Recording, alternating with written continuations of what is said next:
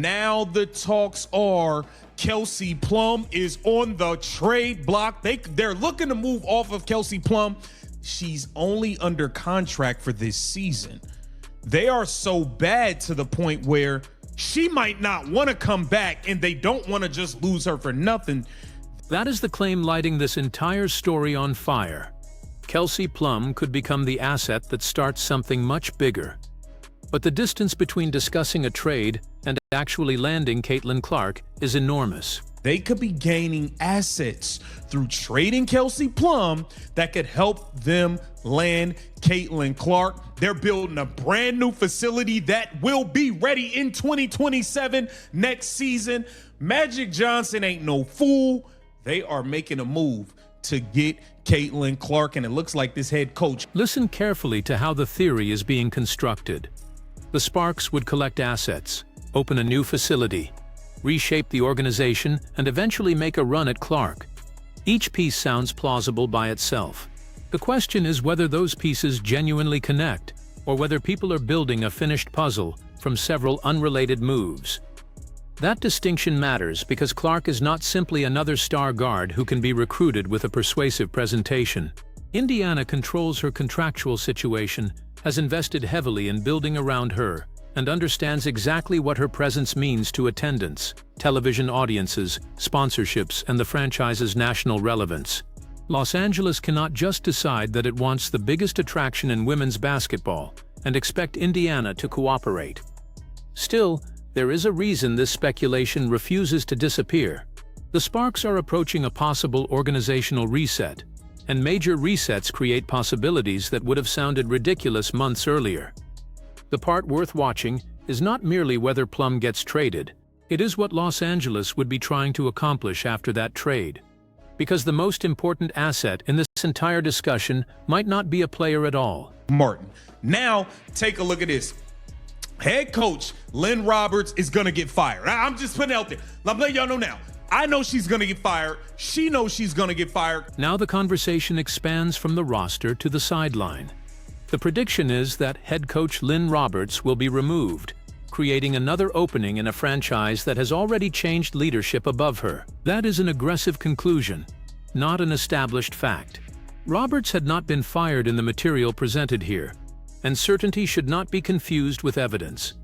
But the pressure around her position is real within the argument, because the Sparks are not being judged only by incremental improvement. They are being judged against the expectations attached to Los Angeles, Magic Johnson's public ambition, and a roster that was supposed to move toward contention. A coaching change would also serve a larger strategic purpose. When a franchise wants to attract an elite player, it does not sell only the city. It sells the basketball vision, the development plan, the medical staff, the front office, and the coach who will control the player's minutes and role. That is why the future of Roberts matters to this story, even though no direct evidence connects her job status to Clark. And later, we need to address the uncomfortable issue beneath all of this speculation. Even if Los Angeles creates the perfect environment, what could the Sparks possibly offer Indiana that would make the Fever surrender the center of their entire business? Well, I don't think we underachieved last year, and this year's still going. We tripled our wins last year from the year before. I think, for where we want to get, that's not where we want to be, but, tripling wins from one year to the next in my first year, I don't think that's underachieving. This year, we have not hit our stride. We've played one game with everybody on our roster healthy. We've been injured all year. Hopefully we can get KP and Cam back. Our whole system's designed around KP and her unbelievable talent. But we're on, I think tonight it gets us to the halfway point, so I'm not even close to thinking that we are underachieving it. Roberts' defense is straightforward. She points to the previous season's improvement, emphasizes that the current campaign is incomplete, and says the roster has barely been healthy together. Those are legitimate arguments. A coach cannot install a complete system when the players around whom that system was designed are repeatedly unavailable. She also identifies Kelsey Plum as the central engine of the offense. That statement is significant because it reveals how deeply the current Sparks structure depends on Plum. Trading her would not be a normal deadline adjustment. It would mean abandoning the system Roberts is publicly defending while the season is still alive. That creates a contradiction. If Los Angeles genuinely believes the team is close to finding its stride, moving Plum would undermine the attempt. If ownership believes the present construction has reached its ceiling, keeping her through the end of a one-year arrangement risks losing leverage. The franchise cannot fully pursue both directions. It must either support the current group or start converting present talent into future flexibility. This is where the debate becomes more complicated than blaming one coach. Roberts can reasonably argue that injuries disrupted the season, while ownership can reasonably decide that the timeline no longer works. Both positions can be true. The decision comes down to whether the Sparks believe patience will produce a contender or merely delay an unavoidable reconstruction. Look at this. Sparks coach shuts down brutal season. And this is the key part where she tried to say, oh, we're one game out of the playoffs. It says that's the goal, the plan. We'll get healthy. I'm not buying into the narrative that we're having some brutal season. This is a process. We've had adversity. Roberts rejects the description of the season as brutal and points out that the Sparks remain near the playoff race. That answer sounds defensive because it is supposed to be defensive. She was asked about the security of her job after the general manager had already been dismissed, but being close to a playoff position does not automatically settle the argument. A front office must evaluate trajectory, not just standings. Is the team building towards something sustainable? Are the core players operating on the same timetable? Is the current roster valuable enough to preserve, or expensive enough that management should act before the market changes? The harshest interpretation says Roberts is trying to protect a failing project. The fairer interpretation says she has not been given a healthy enough roster to demonstrate what the project can become. The Sparks' next move will effectively choose between those interpretations. And this is where public pressure becomes dangerous. Fans often treat every loss as proof that somebody must be removed immediately, but constant turnover can prevent a franchise from establishing any identity. Los Angeles must determine whether changing the coach would solve a basketball problem or simply create the appearance of decisive action after years of disappointing results. The LA Sparks practice facility in El Segundo construction update. State-of-the-art facility expected to open in 2027. So they're going to have a brand new facility here in Los Angeles. And this is going to be big because Caitlin Clark is going to she's coming from a brand new state-of-the-art facility in Indiana that they built. She's also going to be in one when she eventually gets to LA if this thing goes down. Now, that is another move that they're making. New facilities. They're going to get a new coach, The new practice facility is the first concrete piece of this strategy that extends beyond rumor. A modern facility can improve training, recovery, recruiting, and the daily experience of players. It signals that ownership is willing to invest in infrastructure rather than asking athletes to accept outdated conditions because the market happens to be attractive. For a franchise pursuing major talent, that matters. Los Angeles already offers visibility, entertainment connections, and commercial opportunities. Add a dedicated state-of-the-art basketball home, and the sales pitch becomes much stronger. But a facility is not evidence that Clark is coming. It is evidence that the Sparks want to become a destination for somebody.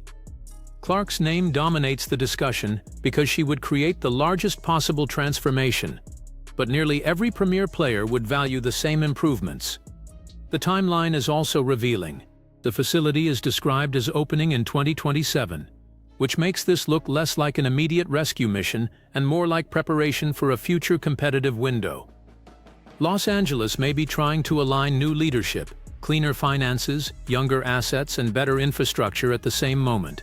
That is how franchises create optionality. Optionality is the key word. The Sparks do not need to know today which superstar will eventually become available. They need to make sure that when a rare opportunity appears, they possess enough organizational credibility and trade capital to participate. That may ultimately be the real significance of everything happening around them. It's courtesy of the Dunker Spot on Yahoo Sports, okay? And they're breaking down the fact that Kelsey Plum could be on her way out. And the word is spreading like wildfire. If you only have Kelsey Plum under contract for this season and she's free to walk, and you're probably going to get a new coach, new GM, a whole new infrastructure, do you think Kelsey Plum's going to want to re-sign again with another unsure situation? No. So you could possibly lose her for nothing. You could trade her and get assets that you could then use to go and get Here is the strongest argument for exploring a Plum trade. If the organization expects a coaching change, a new general manager, and a different competitive timeline, it must consider whether Plum would voluntarily return to another uncertain situation. Losing a high-value player without compensation would make an already difficult rebuild even harder. The theory then takes one more step. Trade Plum for picks or young players and later include those assets in an offer for Clark. That step is possible in the abstract, but it is where the speculation begins outrunning the evidence. Not every asset has equal value. A collection of late picks from a successful team is not automatically enough to acquire a generational franchise player. Young players only matter if Indiana views them as legitimate foundational pieces.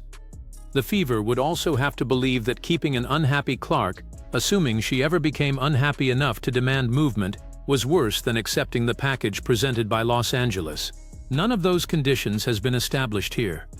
There is no verified Clark trade request in the supplied material, no confirmed negotiation with the Sparks, and no indication that Indiana is shopping her. The honest version of this story is therefore not that Los Angeles is already completing a secret deal. It is that the Sparks may be positioning themselves for opportunities that do not yet exist. That is still strategically important. Smart franchises accumulate resources before the market reveals which star is available. They do not wait for the announcement and then discover they have nothing attractive to offer. The other thing is, Kelsey Plum is on a one-year deal. Do you explore what a trade package would look like there if you were the Sparks, if you are looking to pivot? That would be the big red button. If you were asking me, I don't think they will. But if you're just looking at vets, it would make sense to at least hear what other teams are. The analyst's answer is cautious. Explore the market, listen to offers, but probably do not press the button. That hesitation reflects the central risk. Plum is not merely an expiring contract. She is a proven scorer whose presence can change the ceiling of another team immediately. Los Angeles must compare two uncertain values. One is the value of keeping Plum for the remainder of the season, attempting a playoff push and preserving the possibility of a new agreement. The other is the value of whatever package a contender would surrender for a short-term upgrade. The trade market rarely rewards desperation. Rival teams know the Sparks could lose leverage as the season advances. They also know Plum's contract situation limits long-term certainty. That means Los Angeles might be asked to trade a major name without receiving anything close to the price fans imagine. There is also a reputational question. How would future players interpret the decision? They could see a disciplined franchise refusing to lose talent for nothing. Or they could see an organization abandoning another season and moving a star shortly after acquiring her. The same transaction can communicate competence to one player and instability to another. That is why ownership's internal assessment matters more than internet excitement. If Plum has expressed a strong desire to stay, the calculation changes. If management believes she is almost certain to leave, waiting becomes far more dangerous. The public does not currently have that private information. What team would go to get Kelsey Plum right now when they could just wait? Indiana could make the move. Well, Indiana might not make the move, but a winning team could make the move. A Golden State Valkyries could use a Kelsey Plum. You get a bunch of picks and young assets from the Valkyries, and then you use those picks and assets to go and get Caitlin Clark. Because like initially, I think quick shout out to Hunter Cruz, who did like a trade piece not too long ago, mentioned the Golden State Valkyries as a Kelsey Plum team. And I was like, you know what? Would be a fascinating fit. You just need like a pure, we need an actual #1 scoring option. It's like, you know what? That would make some sense. Golden State emerges as the logical basketball destination because the Valkyries are described as needing a primary scorer. They have defensive versatility, depth, and strong positioning, but lack the late-game creator who can consistently manufacture offense when a possession breaks down. Plum could address that immediately. She can pressure defenses off the dribble, create her own shot, and force opponents to adjust their coverage. For a team already near the top of the standings, that type of addition could matter more than several developmental pieces that may not contribute for years. This is the first proposed destination in the discussion that works independently of Clark. Golden State would not be acquiring Plum to help Los Angeles construct a future headline. It would be acquiring her to chase a championship. That creates a clean negotiation.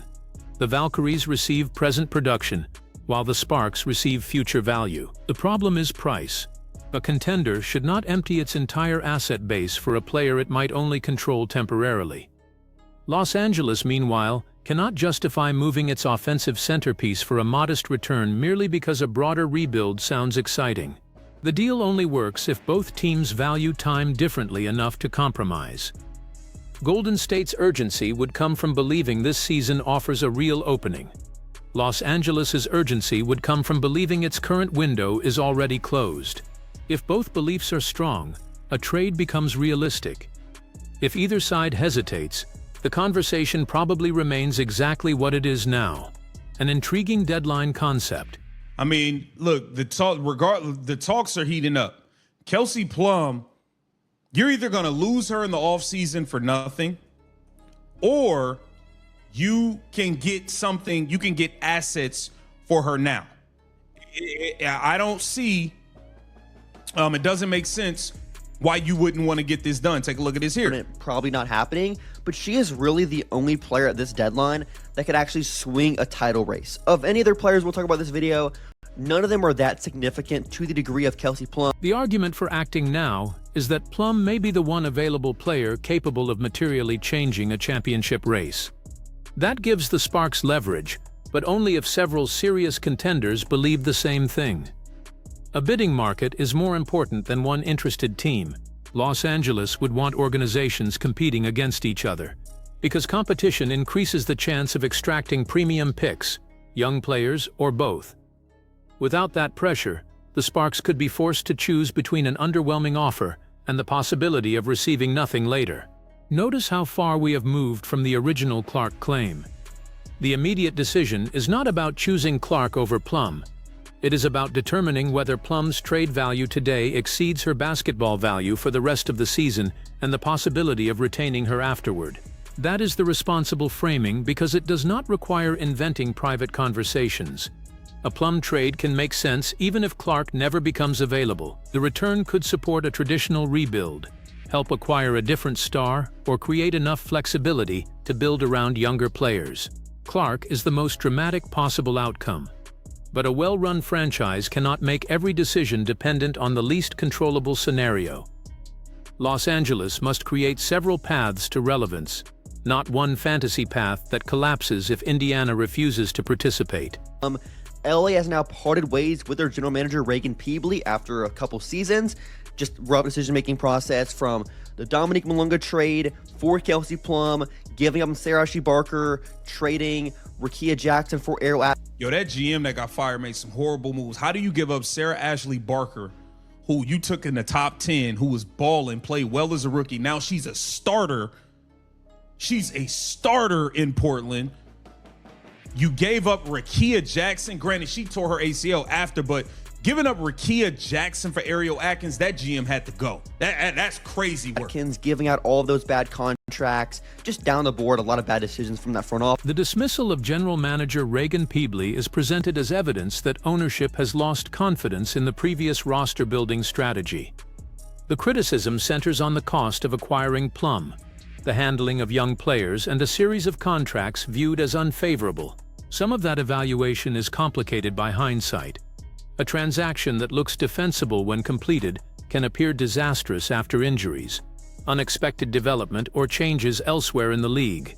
Rookies who flourish after leaving are especially painful because their success creates the impression that the original team failed to recognize its own talent. But the broader point survives. When ownership removes a general manager during a disappointing period, it is rarely announcing satisfaction with the roster. It is inviting a new decision-maker to question previous assumptions. Players once considered untouchable may be evaluated differently. Contracts may be viewed as obstacles. The organization's timeline can change overnight. That does not guarantee a complete teardown. A new executive could decide that Plum, Cameron Brink, and the existing core deserve another opportunity under different leadership. But it makes every major player part of the conversation until the new direction becomes clear. For Los Angeles, the challenge is avoiding another cycle of reactionary moves, trading young talent to accelerate the timeline, then trading established talent to restart it, can leave a franchise permanently chasing the stage it abandoned.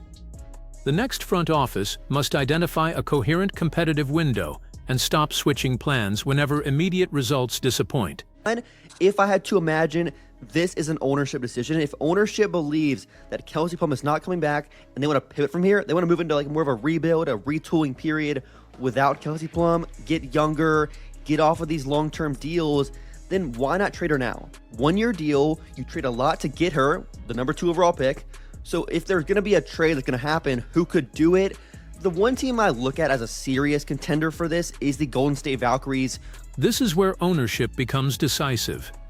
If ownership believes Plum will not return and prefers a younger roster, trading her is rational.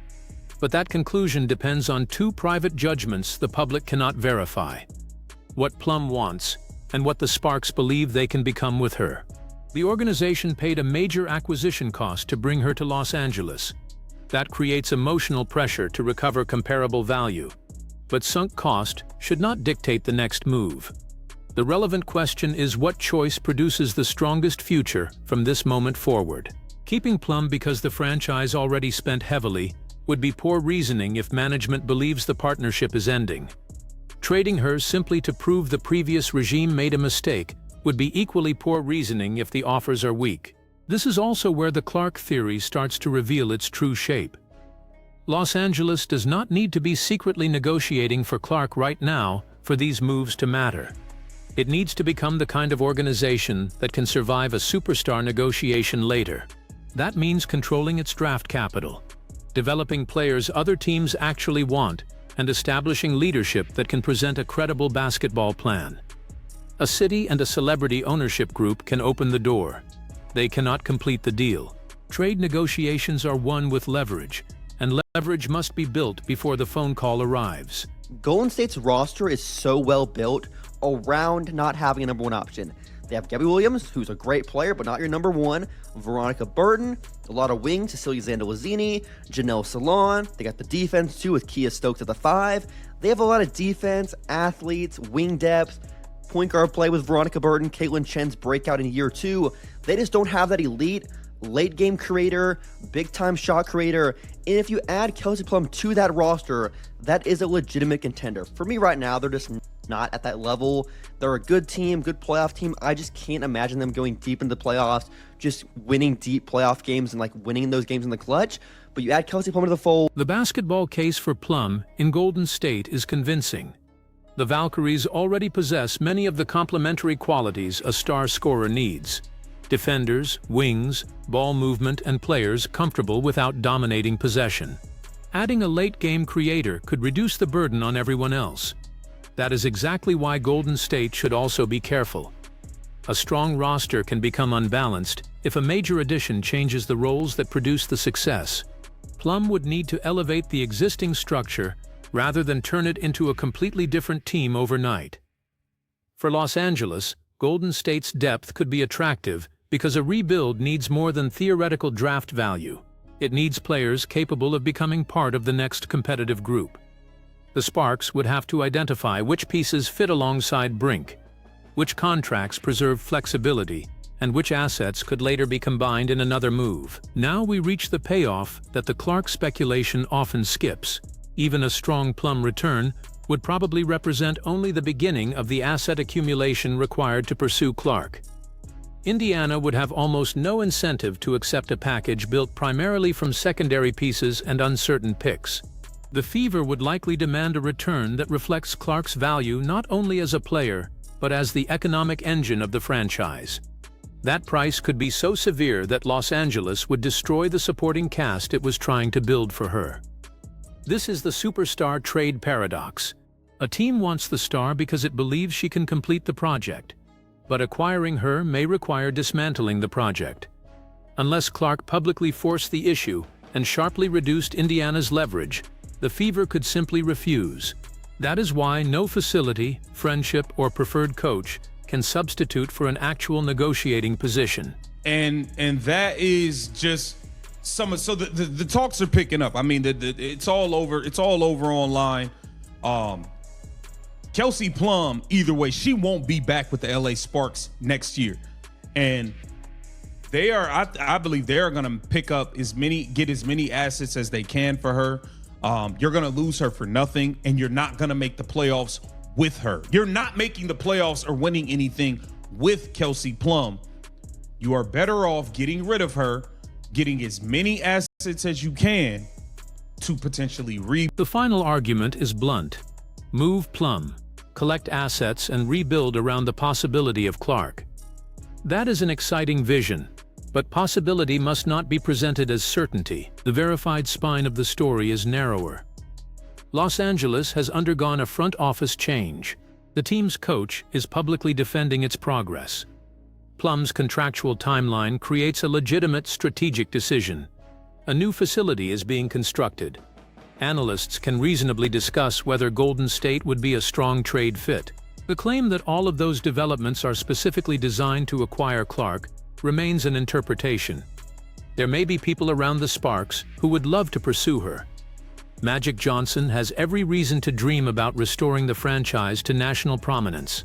Clark would instantly make Los Angeles one of the most visible teams in American sports.